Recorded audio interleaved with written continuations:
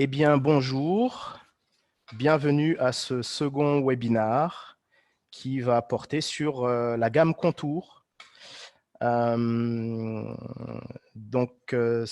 une gamme, je vais juste rappeler 2-3 lignes sur cette gamme qui est effectivement destinée à tout stand qui va être à la fois modulaire, transportable, par sac, tout simplement, et avec un habillage quasiment uniquement visuel qui va couvrir la quasi-intégralité de la structure.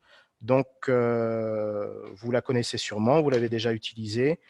On va regarder plus particulièrement comment se comporte cette gamme dans notre logiciel Panoramic Studio 3D, en voyant un petit peu tous les différents cadres, tous les différents éléments et comment on l'utilise et quelles seraient un peu les astuces pour le faire au mieux. Donc, vous connaissez déjà sûrement l'interface de PS3D. Nous avons effectivement notre bande de toutes nos icônes qui sont situées sur le haut avec évidemment structure, 3D, chiffrage, qui sont les trois principales vues de ce logiciel. Et à chaque fois qu'on va cliquer sur une de ces trois vignettes, vous allez donc avoir effectivement les différents aspects du chiffrage, de la vue en 3D ou de la structure. Pour la gamme Contour, c'est très simple. Vous allez donc ouvrir cette fenêtre et avoir l'ensemble des gammes disponibles. Et vous avez bien sûr la gamme Contour qui se situe ici même. Et si on agrandit la fenêtre un peu plus, on va avoir l'intégralité de ce qu'on peut trouver rapidement. Certains éléments sont, la plupart des éléments sont présents sur votre version. On retrouve donc tous les cadres standards avec leurs dimensions. Vous avez bien évidemment ce cadre standard customisable en termes de dimension largeur-hauteur, qui est très très pratique. Le contour télé et étagère, les arches télé, les coins de rangement, tout ce qui est courbe, courbe en S, courbe, les inclinés, les penchés et la wave, la fameuse wave. Ainsi que tous les pieds qu'on peut retrouver par la suite, le sac, les spots, des pieds de lestage avec leurs embases, le kit très pratique, on va y revenir aussi pour le montage des stands contours, des clips de calage, des connecteurs, etc. Donc, nous avons par exemple à dessiner un stand. On choisit par exemple ce modèle qui est le standard 3x8. On va avoir dans chaque fenêtre la possibilité de cocher ou non le sac de transport. En général, il vaut mieux le laisser par défaut puisque on va considérer que chaque cadre va avoir son sac, ce qui a la particularité d'être plutôt pratique pour qu'on s'y retrouve lorsqu'on a un certain nombre de cadres dans un stand complet. Le choix du pied simple ou pied double, en fonction de si on est contre une cloison ou si on est en autoportant.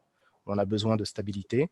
C'est une gamme qui reste quand même très légère, donc on doit être toujours attentif à ce phénomène de stabilité, surtout si on est sur des hauteurs un peu plus hautes et surtout si on est en autoportant. Voilà, donc on peut aussi afficher pied droit ou pied gauche, suivant si on se connecte ou pas. Donc, on va faire le test. On va se mettre en pied simple. On va poser notre module comme ceci, à la rigueur dans un petit angle comme ça. Et ici, j'avais envie, parce que je vais poursuivre avec un module un peu plus grand, par exemple, de le mettre en angle à 45. Et effectivement, si je garde mes pieds, je vais me retrouver de cette manière-là. Donc, j'ai la possibilité soit de de garder par exemple des pieds simples. Donc si j'appuie sur la touche F3, je tombe tout de suite sur cette fenêtre qui nous permet d'accéder tout de suite à l'édition de notre cadre. Donc je reviens ici en pied simple et je peux afficher ou pas le pied. Donc si je garde la solution de laisser mes pieds simples, on peut toujours les faire pivoter pour qu'ils ne se chevauchent pas comme sur le dessin. Mais sinon, on peut tout à fait utiliser ici et là, de chaque côté, voilà, notre pied d'angle qui se situe, bien sûr, ici. Donc, notre pièce de liaison peut être utilisée à 90 degrés, à 135 degrés, donc 45 degrés, et à 180 degrés. Une fois qu'elle est choisie, dans tous les cas, on peut toujours la modifier. C'est la pièce, cette pièce est la même pour les trois angles choisis. Donc, si on la prend là, ici, on va choisir ici l'angle à 135 et je me retrouve avec mon angle que je peux connecter du coup avec les deux cadres. À savoir qu'il est de toute façon, comme le montre le petit schéma ici en haut à droite, il est prévu avec son connecteur transparent qui est là et qui peut lui-même aussi, en étant juste dévissé avec une clé Allen, se remettre ici, donc il est à 45, à 90, se mettre à 45 et à 180 degrés. Voilà, donc on peut ne pas prendre ce choix du pied en se disant que, effectivement, quand on a une cloison qui est très longue avec plusieurs modules, de ne choisir que des connexions avec ces connecteurs-là, qu'on va doubler, un en haut, un en bas, et qu'on va du coup mettre comme ceci, c'est-à-dire que si effectivement je me retrouve dans un cas de figure où je vais reprendre celui-ci en pied simple, comme celui-ci, et quand on a une longueur de cloison qui va être assez longue, il n'est pas préconisé d'utiliser uniquement ces pieds de connexion, parce que du coup, on n'a pas une, comment dire, la stabilité sera moins forte, parce que du coup, avec les pieds, on a quand même une tenue un peu plus importante. Et du coup, pour ce cas de figure-là, au lieu de remettre ici un pied de connexion entre les deux cadres, on va plutôt opter pour laisser les pieds simples et dans ce cas, venir choisir nos connecteurs juste simples comme ceci. Alors évidemment, à 180 degrés pour ce cas-là. Je vais les placer derrière. Si je clique sur CTRL, je vais zoomer un peu sur le connecteur. Si je clique sur CTRL sur la pièce qui est sélectionnée, je vais pouvoir la dupliquer autant de fois que je veux. Ça vous permet d'aller beaucoup plus vite dans un certain nombre d'opérations dans PS3D, et cela sur la plupart des gammes, sur l'ensemble des dessins qu'on va faire. Donc ici, il en faut un en bas, un en haut. Je les place ici à l'arrière. Ce sera plus facile pour moi par la suite, quand je vais faire une vue en 3 dimensions, de ne pas l'apercevoir parce qu'ils vont apparaître effectivement à l'arrière dans cette partie-là de l'image. Donc ça me permet de faire une vue tranquillement sans avoir à me soucier des deux connecteurs que je viens de placer. Si je tape sur F8, je reviens tout de suite sur ma vue générale. Si vous connaissiez sûrement cette astuce, mais je vais en redonner quelques-unes pour que vous ayez quelques raccourcis clavier supplémentaires. Alors, en fonction de tout ce qu'on a ici en connexion et en construction, l'essentiel est vraiment de se baser sur ces systèmes-là d'accroche entre les cadres, tout en sachant que, évidemment, ce qui est toujours important à avoir en tête, c'est de se dire que plus j'utilise les structures les plus grandes, comme par exemple, je vais prendre ici volontairement le standard le plus grand qui est le 20 par 8, qui va être, lui,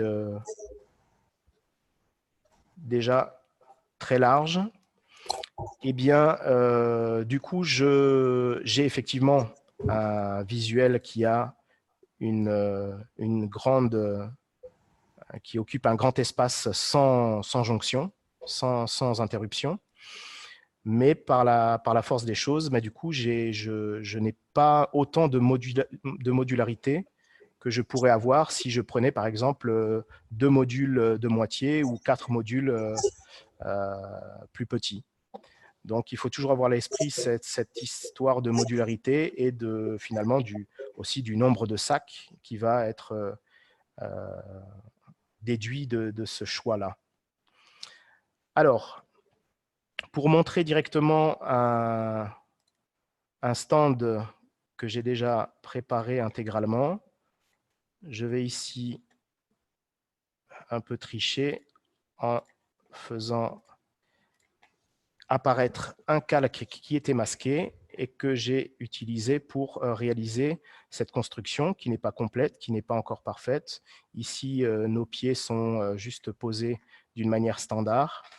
Ça nous permet juste d'avoir rapidement une vue de ce qu'on a pour un stand complet et pour pouvoir le chiffrer correctement. Maintenant, on a la possibilité, effectivement, si jamais ces pieds-là nous gênent parce que j'ai utilisé ici à gauche, ce module est en fait un module incliné qu'on voit ici.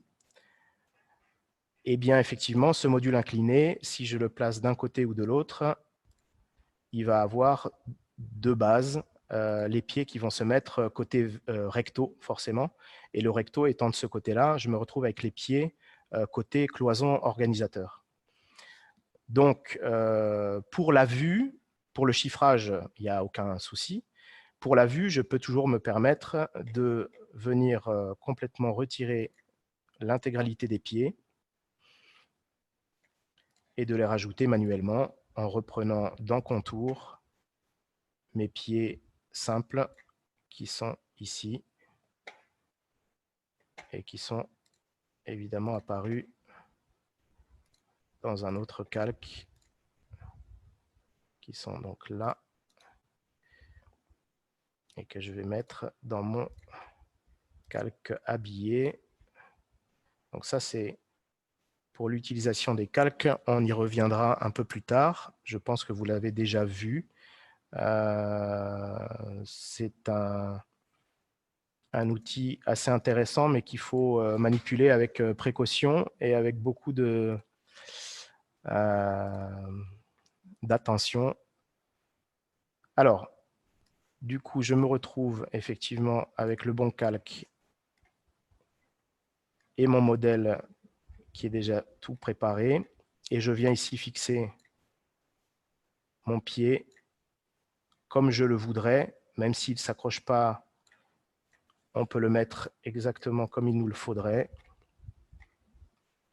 Et ici, s'apercevoir qu'effectivement, j'ai peut-être la possibilité soit de laisser mon pied simple de cette manière-là, ou soit d'utiliser un pied de connexion, comme on l'a vu tout à l'heure, ce qui nous permet, avec la vue en 3D, de garder une vue, on va dire, qui est plus crédible, avec les pieds qui viennent vers l'avant au lieu des pieds qu'on avait à l'arrière, parce qu'on a positionné ce contour incliné dans ce sens-là. Alors voilà ce qu'on peut obtenir dans un stand un peu plus complet avec voici une arche télé, des modules, des connexions d'angle à 45 que je n'ai pas représenté ici, mais qui sont disponibles pour faire ce genre de configuration. Les spots de notre stand sont bien sûr dans la même fenêtre contour et il s'appelle bien Spot LED pour contour puisqu'il ressemble beaucoup à ceux des autres gammes, mais il faut choisir ceux-là parce qu'ils vont être adaptés à l'accrochage du haut des cadres. Donc, on peut se permettre un certain nombre de choses pour finalement obtenir un certain nombre de rendus. Ici, par exemple, j'ai créé une réserve avec un grand module 10 par 8 en coin rangement, en module d'angle, que j'ai placé à l'arrière, qui me sert quelque part aussi de rehausse, où je peux placer un logo, quelques spots pour éclairer cette zone, et placer deux petits 3 par 8 inclinés de cette manière-là pour avoir un petit effet graphique, laisser un peu la place au visuel qui serait placé justement sur ce contour à l'arrière et qui nous permet d'avoir un coin rangement plutôt sympa, plutôt design. Les contours sont bien sûr recto verso, donc ça signifie qu'on a ici, j'ai choisi du dos noir ou avec une petite impression lorsqu'on a des voisins qui n'y a pas de cloison organisateur, donc ça permet d'être aussi habillé d'une façon très neutre ou pas sur le dos, c'est-à-dire que si on a une cloison organisateur qui ferait le U autour ou un L, on peut aussi se permettre, évidemment, puisqu'on est sur du recto verso, d'habiller les versos pour avoir sur une modularité numéro 2, numéro 3, d'avoir la possibilité de prendre de nouveaux visuels qu'on peut interchanger en fonction, évidemment, de la configuration choisie. Voilà, donc pour la construction d'un module de réserve, on peut effectivement utiliser donc, nos modules réserve qu'on va retrouver. Donc ici, on revient dans contour. On a donc nos deux coins réserve. Le premier qui a la taille standard, le deuxième qui est plus haut, comme je vous l'ai montré précédemment. Donc ces deux modules-là ne sont pas paramétrables au niveau des pieds. Donc ils sont toujours prévus avec leur pied double. Maintenant, on peut toujours l'utiliser en retirant ces pieds doubles, de mettre une connexion par rapport justement à un stand qu'on voudrait, ou une réserve plus grande par exemple. Ce module d'angle, il est assez pratique parce que finalement, utilisé en angle intérieur ou extérieur, eh ben, on n'a pas de jonction entre deux cadres, donc le visuel est continu. Maintenant, pour des questions pratiques, on peut effectivement se retrouver à utiliser les stands contours 3 par 8, les classiques, pour en faire tout simplement un module d'angle réserve, mais qui nous permet de finalement pouvoir bouger cette structure et pour pouvoir accéder finalement à l'espace de rangement, tout en sachant que quand on utilise un pied d'angle, ici, à 90 ou peu importe, alors effectivement, une fois qu'on est dans les clips, on le bloque, c'est-à-dire qu'effectivement, si j'enlève les pieds des deux côtés, admettons, je vais me retrouver avec le module qui est finalement fixé là-dedans, à savoir que suivant dans quel sens on place ce connecteur, on peut tout à fait s'imaginer de l'utiliser un peu comme un pivot qui nous permettrait d'ouvrir, d'entrebâiller assez facilement, vu que la structure est légère, pour pouvoir accéder. Ce ne sera pas une vraie porte, mais ça pourra avoir cette fonction-là. Alors, dans cette gamme contour, on a effectivement des modules qui ne sont pas forcément très utilisés, mais qui peuvent donner quand même des effets assez dynamiques à un stand. Donc, c'est tout ce qui est incliné, penché. Ils ne sont pas forcément toujours faciles à intégrer dans un stand parce que, par la force des choses, étant penché, on ne peut pas forcément les connecter tout de suite. Si je voulais, par exemple, ici mettre un contour droit, évidemment, je ne l'ai pas mis au bon endroit. Ce contour droit,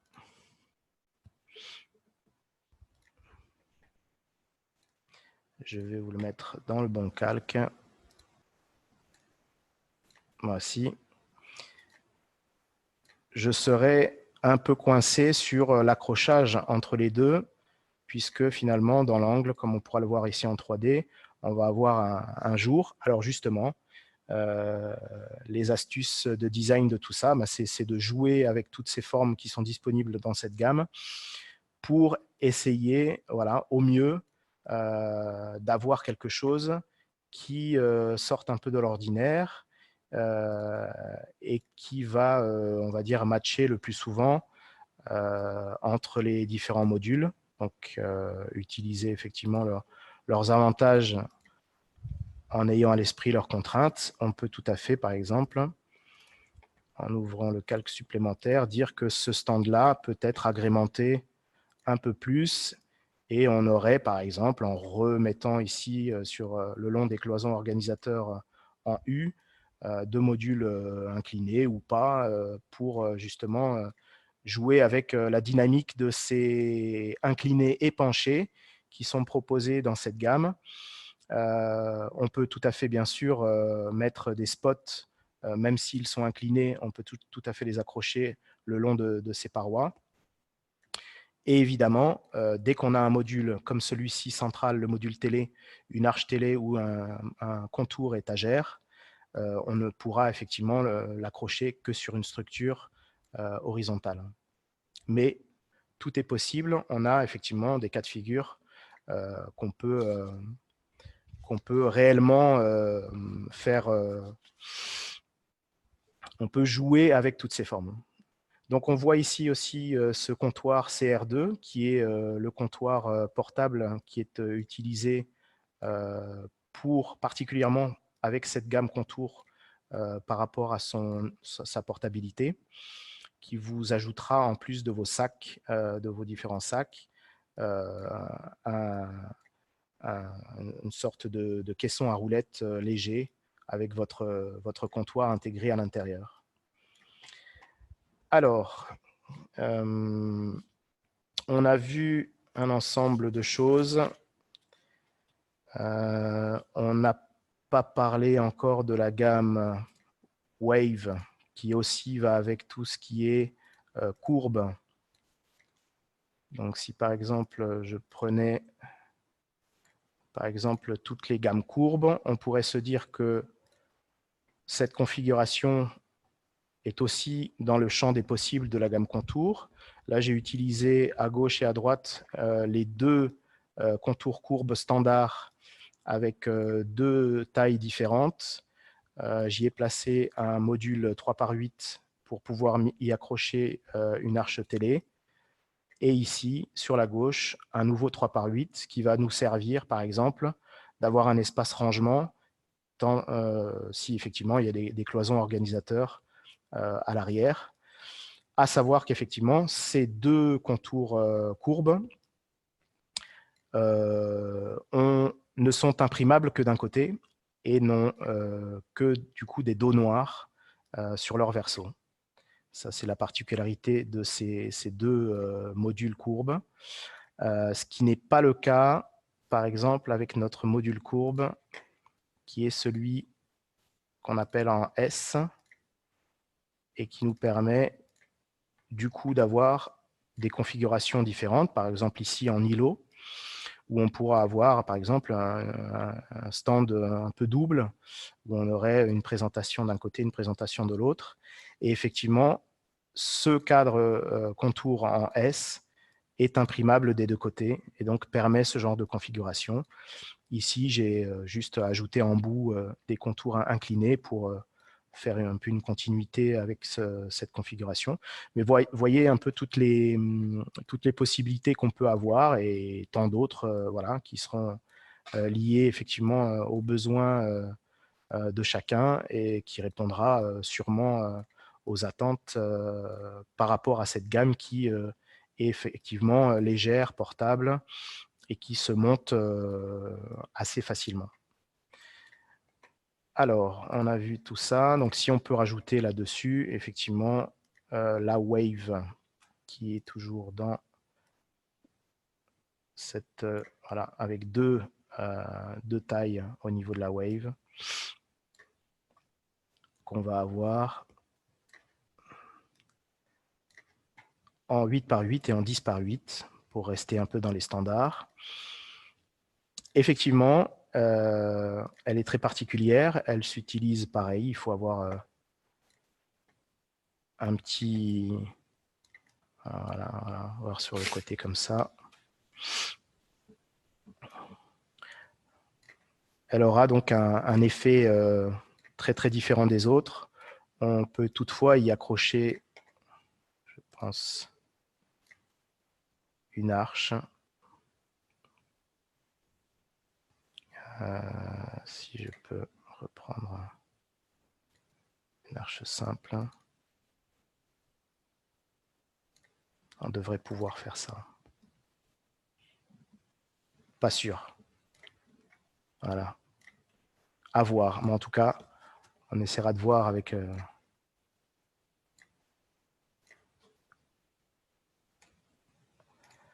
Alors voilà, on a fait à peu près le tour de tous les différents cadres que nous avions, à savoir que si on revient sur la partie éclairage, on a donc tout à l'heure dessiné nos spots qui étaient donc sur cette configuration-là. Suivant effectivement l'écartement des spots et le nombre de spots qu'il y a sur votre configuration, il y a dans la gamme contour, en fait,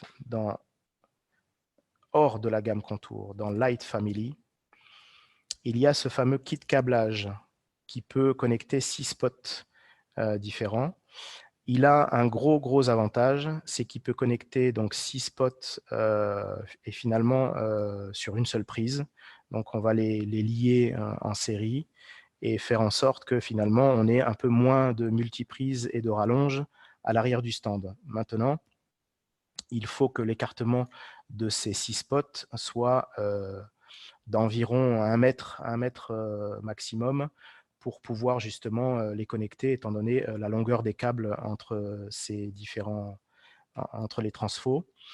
Ça peut être une très bonne option justement quand on a voilà, 6 spots d'affilée. Donc ici, par exemple, sur ce stand-là, on pourrait relier les 5 spots qui sont plutôt sur la partie du fond et d'une manière différente, les 2 spots qui seraient sur la paroi de gauche, mais nous éviterait finalement d'avoir 1, 2, 3, 4 multiprises, 3 rallonges ou 4 rallonges. Voilà pour le coup. Et si on avait, par exemple, connecté quelque chose pour une prise au niveau de notre comptoir CR2, on pourrait toujours utiliser un passe-câble avec une rallonge, comme on le fait sur les autres gammes. Voilà.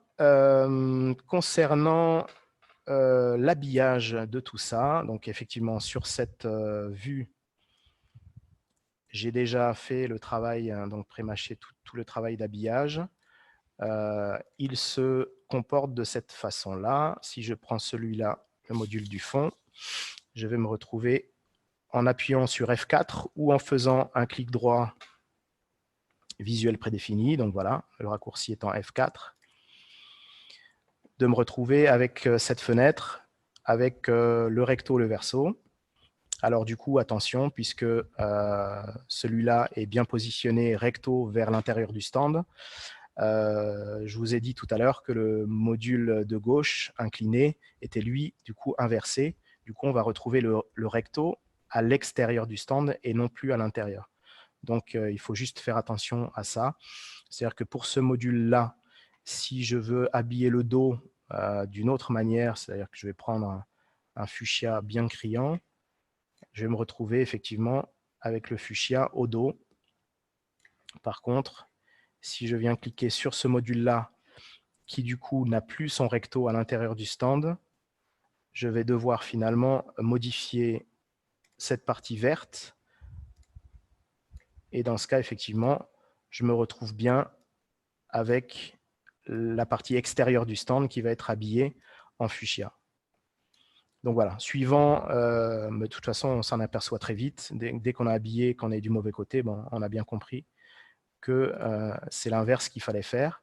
Donc voilà, l'habillage se fait aussi facilement que ça. Quand on est sur une arche, par exemple, on peut habiller ici forcément la partie du dessus et de l'avant. Cette partie-là étant le dessous et l'arrière de l'arche. Et on peut même personnaliser ou pas. Donc ici, j'y ai mis un petit fond neutre d'un écran d'ordinateur. On peut habiller ou non la télévision. Donc si je l'habille sans rien, elle va s'afficher blanche. Si je ne l'habille pas, elle sera noire. Et si je lui mets un visuel, donc je clique dessus, je vais choisir quelque part un visuel. C'est celui-là, celui-ci que j'avais, pardon. Et voici pour le visuel. Voici pour toute cet ensemble de constructions par rapport à Contour. Je ne sais pas s'il y a eu déjà quelques petites questions ou quelque chose qui est arrivé sur le chat. Pas du tout. Ben, c'est que tout va bien. C'est que j'ai l'impression que tout va bien. Je regardais d'autres choses. Voilà. Donc, si. Alors, j'ai un micro qui s'est déclenché. Ça veut dire peut-être qu'on a une question en direct. Ouais, j'ai une question, moi. Bonjour. Bonjour. Ah, si, c'est bon, on entend. Alors, c'est Mathieu qui est là. Mathieu, ouais, bonjour. Bonjour.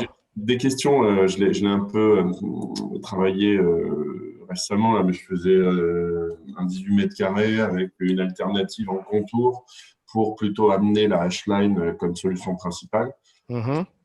Parce que je pense que le client a le budget pour de la H-Line. Du coup, j'avais des difficultés, par exemple, à mettre les lampes sur des parois plus hautes. Quand je la configure, la lampe, elle venait à se mettre, par exemple, une réhausse sur une H-Line, j'arrivais pas. Et puis, sur un… En fait, j'ai remarqué un truc, c'est que quand on configure un module et que les éléments se connectent correctement et qu'on veut bouger le module, on arrive à bouger tout en un seul bloc. Quand le module est mal connecté, du coup, on en laisse, je le vois. Donc là, ça, c'était plus par rapport à la partie H-Line qui, elle, étant connectée, voilà. Par exemple, j'avoue que j'y vais toujours un peu à l'instinct du nombre de pieds que je peux mettre, que je peux pas mettre, ce qui garantit la stabilité pour l'esthétique sur le 3D, etc. D'accord. Ce que je viens de faire là, par exemple, c'est que je viens de copier juste un spot, par exemple, vu qu'on est sur la gamme Contour, et que effectivement, de base, même si je le prenais depuis structure, etc., il apparaîtrait automatiquement à la hauteur standard.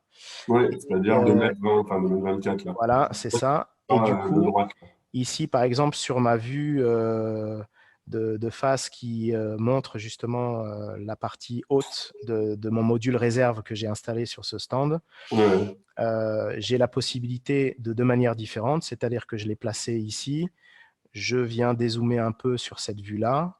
Et là, comment moi je peux avoir la garantie qu'il a bien compris qu'il devait s'accrocher?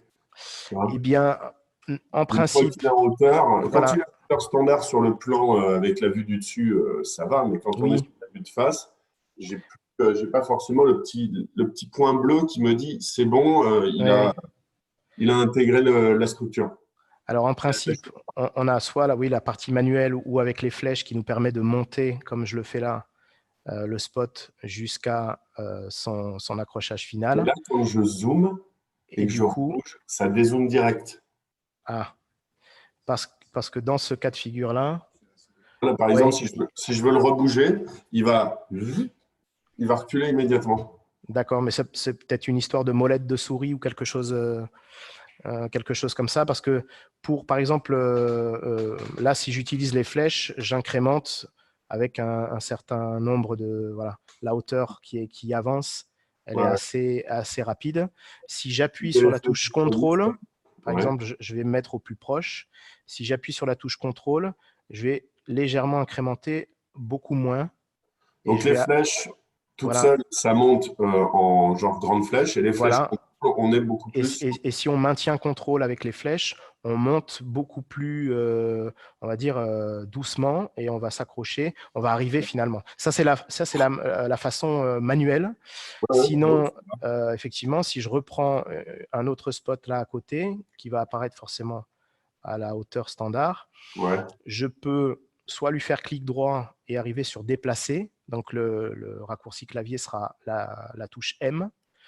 Et là, effectivement, ici, dans cette partie-là, vers le bas, vers le haut, je vais lui rajouter les millimètres manquants qui va faire, si je tape 850 un peu au hasard là, j'ai mon spot qui sera, voilà, c'était à peu près le calcul, mais qui aura de base, voilà, il aura fait le calcul, il aura augmenté sa hauteur de 850 par rapport au sol. Et du coup, entre la hauteur standard du bas et la standard du haut, je peux arriver exactement pile poil à la hauteur que je veux. Là, en l'occurrence, c'était plutôt 855 ou quelque chose comme ça pour y arriver. Par contre, si je mets des spots et qu'après, j'ai noté là, le kit câblage, ça, c'est un truc que je ne l'ai pas utilisé. Bon, la correction OBE, elle se fait, mais je peux considérer, quel que soit l'emplacement de mes lampes, que j'en compte 6 pour un kit câblage, je le rajoute en plus. Il ne s'intègre pas visuellement, mais il est dans mon chiffrage. C'est ça, exactement. Et ça va me faire déduire les rallonges et les multiprises qui sont automatiquement…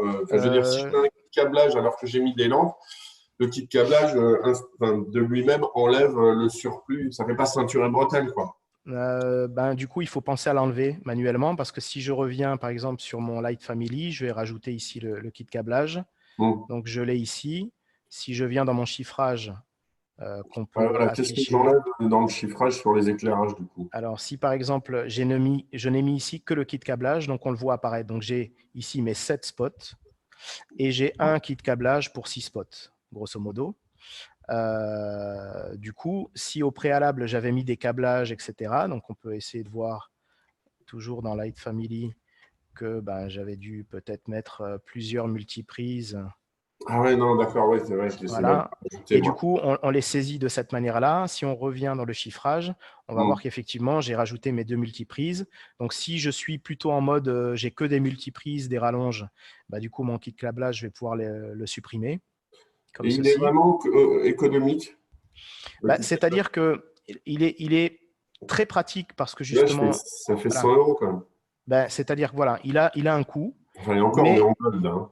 Mais ce coût-là, 565, voilà, c'est public. permet finalement de s'enlever un problème qui pourrait être des fois assez contraignant. Cher de filaire, Voilà. quoi. Surtout, par exemple, sur une configuration du type ILO, où effectivement, là, comment cacher toutes ces multiprises et ces câbles, surtout sur un îlot où on fait finalement le tour de la structure.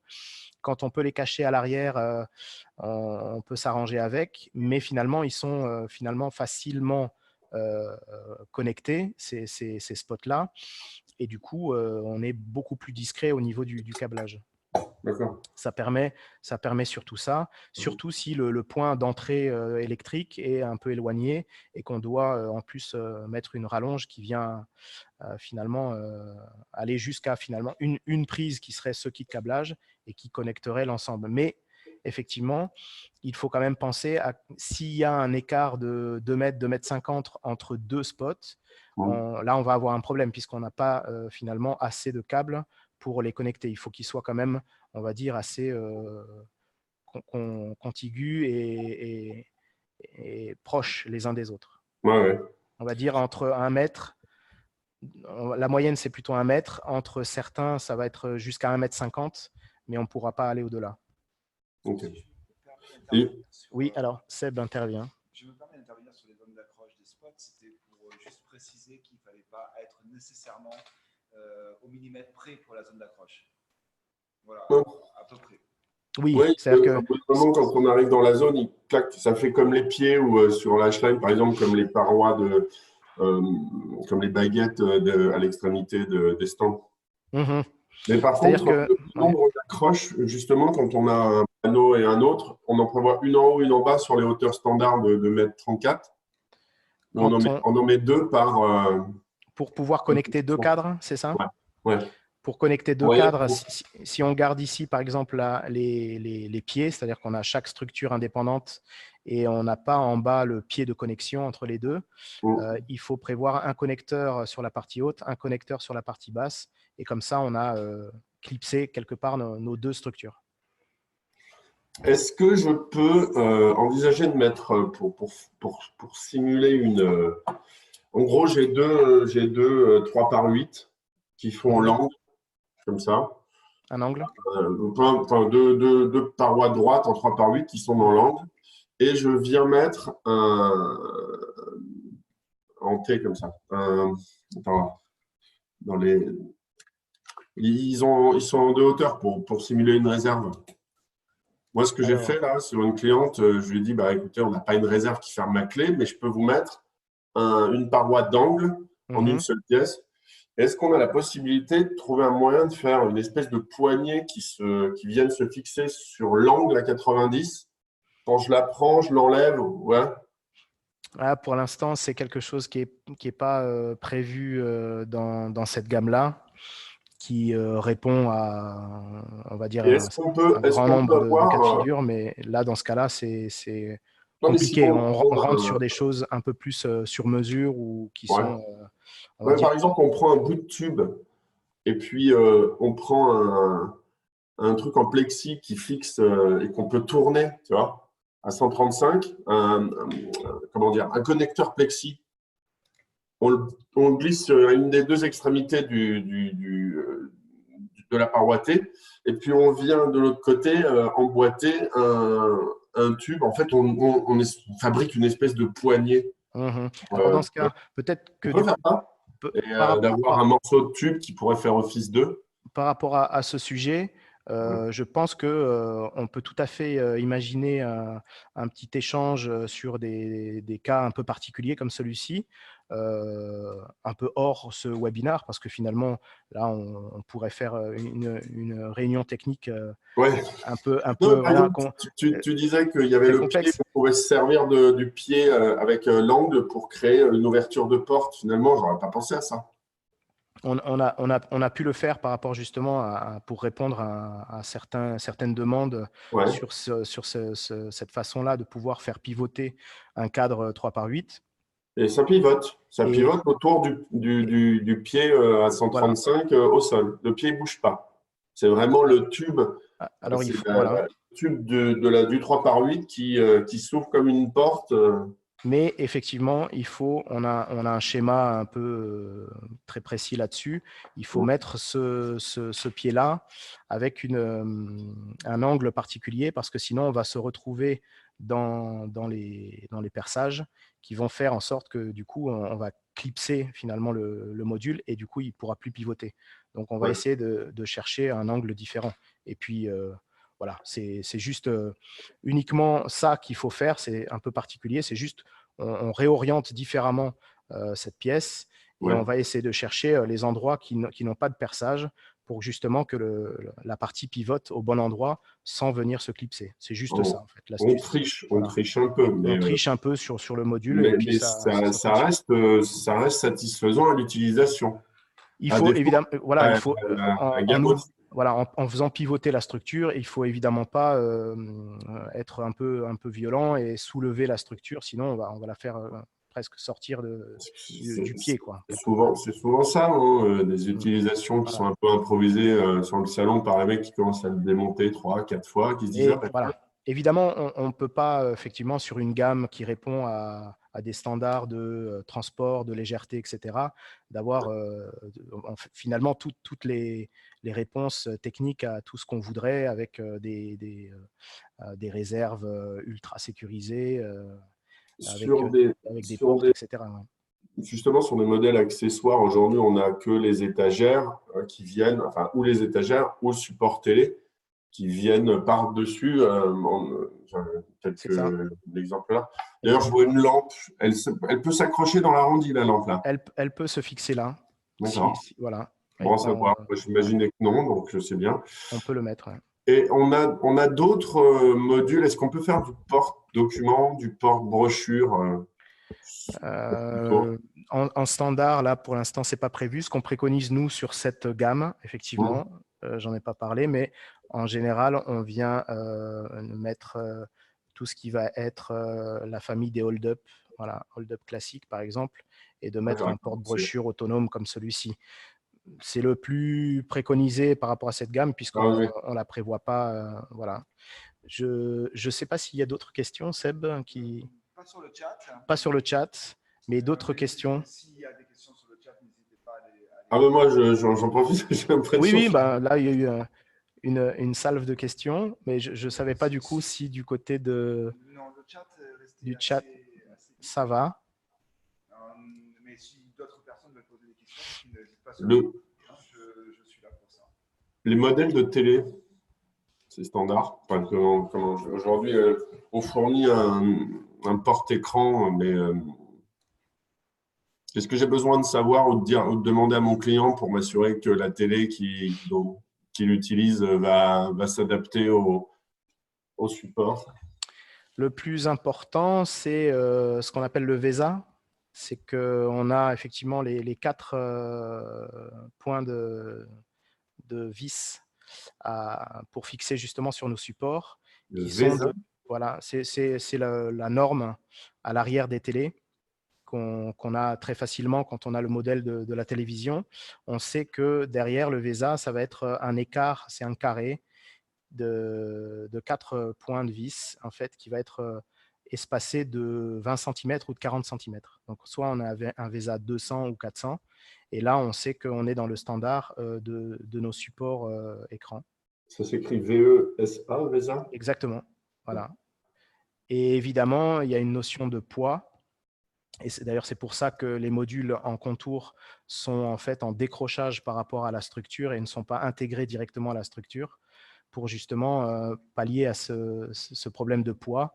Ici, suivant ce qu'on pourrait mettre sur les étagères, on ne pourrait pas se permettre déjà par rapport à un visuel, mais aussi par rapport à une télévision, de pouvoir l'accrocher sans faire pencher la structure qui, elle, n'est pas prévue pour tenir 30 kg. Donc, de cette manière-là, on arrive à résoudre quelque part le problème du déport du poids et de pouvoir permettre d'avoir des étagères ou une télé dans cette gamme.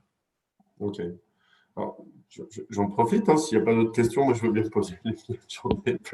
Alors, je vais voir parce que ça vient, je crois. Il y avait Stéphane de Casao qui disait quel était le but des calques. Je pense que le calque était plus pour la démonstration du webinaire, mais… Oui. Alors, évidemment, je ne me suis pas attardé sur la notion de calque dans PS3D. Pour moi, c'était plus pratique parce que ça m'a permis de partager l'écran et de vous montrer. Voilà. Stéphanie Brun. Stéphane, mais Stéphanie, je m'excuse. Voilà. Alors, du coup, voilà, Stéphanie. Si, tout va bien. Voilà.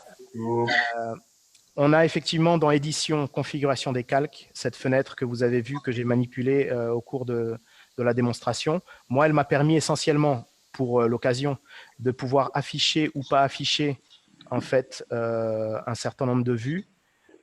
Ça m'a permis effectivement de pouvoir jouer entre certaines configurations que j'avais déjà préconstruites pour pouvoir aller plus vite dans le webinar. Maintenant, il peut permettre pour plusieurs utilisations, par exemple, puisqu'on a la possibilité d'avoir dans cette colonne-ci de ne pas le chiffrer, c'est-à-dire que sur un calque 1 et un calque 2, on peut tout à fait avoir des éléments qui sont soit visibles ou pas visibles, soit chiffrés ou pas chiffrés. Donc, suivant le projet, ça peut aussi servir de masquer ou pas des éléments dont on aurait besoin, mais qu'on ne voudrait pas forcément voir, ou d'avoir des éléments qui seraient sans chiffrage ou avec chiffrage, par exemple. D'accord, merci. Voilà, ce n'était pas le but de ce webinar, mais cette option existe dans PS3D. À chacun de l'utiliser comme il le souhaite, mais c'est vrai que ça donne ces possibilités-là. voilà, pour moi, en l'occurrence, ça m'a servi à vous montrer, afficher ou pas afficher, voilà, des versions et des configurations de stands différentes. Voilà. Merci. Les couleurs, quand on choisit le visuel, quand on est sur, par exemple, on va prendre une paroi et là, on peut modifier le visuel. On a, je fais clic droit, voilà, et donc couleur avant. Quand on est sur couleur, ici couleur. Moi, je voulais, par exemple, intégrer d'autres nuances de bleu ou d'avoir des… Je me demandais si les couleurs de repérage pouvaient être utilisées pour étoffer les visuels prédéfinis après. En fait, ce n'est pas du tout la même chose. C'est, comme son nom l'indique, c'est du couleur de repérage. Donc, ça sert plutôt un peu comme on le ferait aussi pour de la structure, d'avoir un repère juste colorimétrique pour identifier les visuels.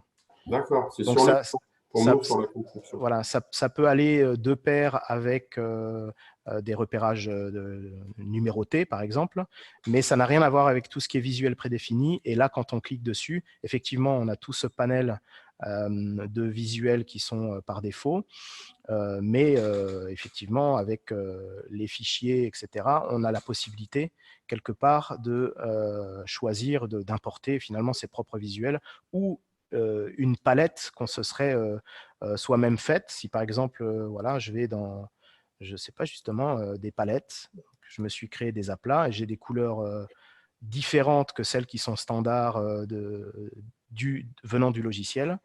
Et si je choisis celui-là, bon, ben voilà, je vais me retrouver avec un violacé, un gris bleuté comme ça, que je peux appliquer à ma structure pour avoir, comme on le ferait finalement avec un fichier pour faire un habillage avant-vente, quoi. Ouais. Voilà. Donc ça, c'est ouvert, libre à choisir. Il y a effectivement ce qui est proposé par le logiciel qui est standard, histoire d'aller assez rapidement, d'avoir des codes couleurs très restreints pour dire, admettons, voilà, j'identifie un module et un autre. Et puis la partie où on veut vraiment habiller le stand d'une manière un peu plus poussée, avec des couleurs qui vont plus correspondre au choix du client, par exemple. Voilà, pas plus bête que ça. Voilà. Grégory, excuse-moi. Une autre question. Alors, en fait, Grégory pose une question. Quel nombre de tubes peut comporter un sac? Et combien de modules pouvons-nous conditionner dans un sac? Alors, pour cette histoire de conditionner, d'essayer, j'imagine, d'optimiser un certain nombre de cadres dans un même sac, là, je pense qu'il faut absolument passer par nous et du coup, par l'habitude qu'on peut avoir, surtout chez ceux qui, finalement, conditionnent le contour. La règle de PS3D est évidemment un sac par cadre. Maintenant, on est capable, effectivement, par exemple, si je prends un 3 par 8, d'en mettre 2 dans un sac. Évidemment, il va y avoir une histoire que je n'ai pas spécialement là en tête de nombre de cadres et de poids, parce qu'effectivement, il faut que tout tienne dans un même sac. Après, il faut savoir une chose, c'est qu'il faut faire attention au fait qu'une fois qu'on a mis plusieurs structures dans un même sac, le mieux, c'est d'avoir des structures identiques, parce que sinon, on risque peut-être d'être un peu dans une problématique de ne pas retrouver les bons tubes tout de suite. Donc, effectivement, de ne pas trop mélanger les structures. Et ensuite, une fois qu'on a conditionné 2 structures dans un même sac, si jamais le cas de figure faisait que dans tous ces sacs-là, il y a des sacs qui doivent voyager à 2 endroits différents, bah, du coup, on ne pourra pas déloter et séparer en fait, dans le conditionnement ces 2 cadres qui pourraient se retrouver peut-être sur 2 salons différents en même temps. Donc, il faut juste prendre voilà, ça en compte. Après, envoyez-nous justement l'étude, comme on le fait d'habitude, et avec cette demande de voir comment on peut optimiser au mieux cette particularité de pouvoir mettre finalement plusieurs cadres dans un même sac. On ne le préconise pas forcément, mais pour, par exemple, du 3 par 8 ou un 3 par 8 et un 5 par 8, on est tout à fait capable de pouvoir le faire. Évidemment, il y aura une limite, mais celle-là, elle est, on va dire, plutôt à l'appréciation de notre bureau et surtout de faire surtout attention à ne pas surcharger un sac pour que, il ne soit pas trop lourd et qu'on n'ait pas, en fait, qu'on soit en mesure de garantir le transport au mieux des cadres, des visuels, de tout le contenu de ces sacs. Pour effectivement ne rien abîmer pendant le transport. Donc, on peut effectivement optimiser pour réduire un peu le nombre de sacs sur une commande dans la limite de ce qui serait acceptable, quoi. Donc, voilà, il faut juste par rapport à un projet, le prendre, l'étudier en fonction des cadres qu'il y aura.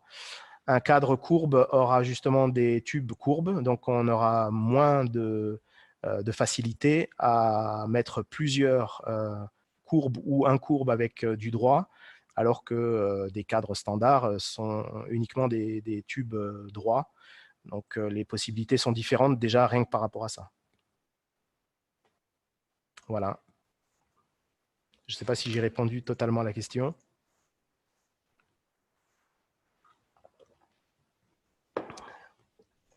Est-ce que c'était...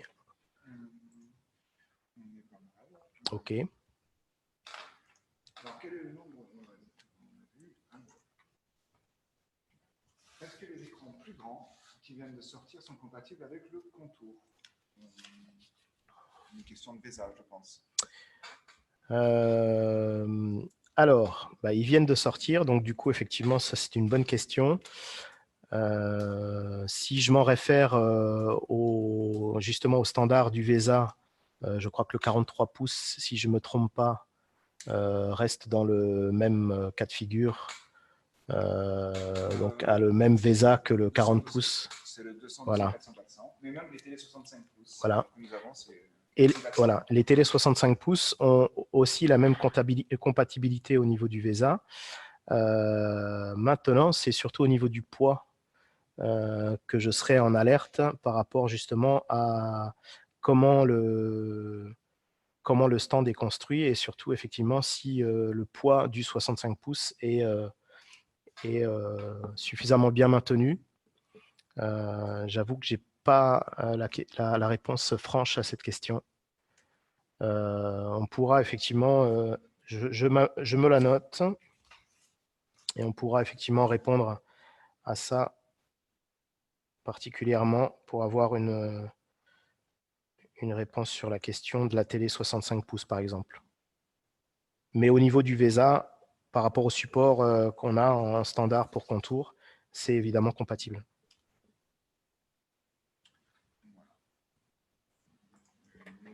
Pas d'autres questions dans le chat. Voilà, je crois on est arrivé à l'heure entière de webinar. Donc, je vous dis, eh bien, si rien n'a été oublié, qu'il n'y a plus de questions, eh bien, je vous remercie d'avoir participé à ce deuxième webinar sur la gamme contour. Vous avez vu qu'il y a la liste des prochains webinars qui vont arriver au fur et à mesure. Voilà, n'hésitez pas à venir poser d'autres questions si vous en avez, parce que voilà, on n'est pas uniquement là à répondre pendant les webinars, on peut vous répondre par mail, etc., par téléphone. Voilà, donc je vous remercie d'avoir participé. Et puis, je vous souhaite une bonne fin de journée et je vous dis à très bientôt.